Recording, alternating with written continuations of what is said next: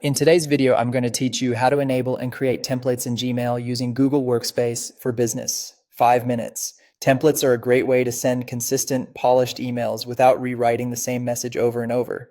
Let's get them turned on and save your first template.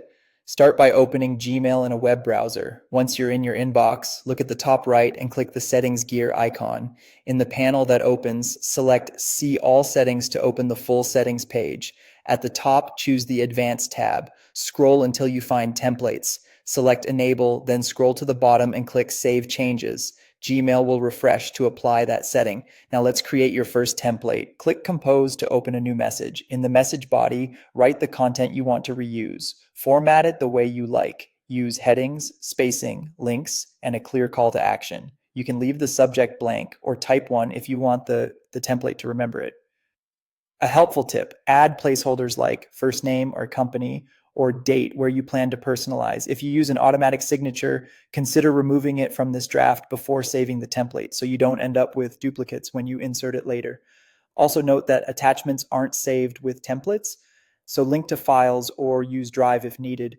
When your draft looks right, go to the bottom right of the Compose window and click the More Options icon, the three vertical dots. Hover over templates, choose Save Draft as Template, then select Save as New Template. A prompt will appear asking you to name it.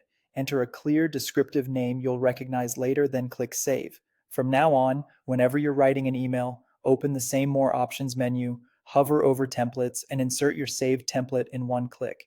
Gmail will drop the content into the message body, and if you saved a subject, it will fill that in too. Replace any placeholders, add any details specific to the recipient, and you're ready to send. Two quick maintenance tips. If you refine the wording later, open a draft, make your edits, then go back to templates, choose Save Draft as Template, and overwrite the existing one with the same name.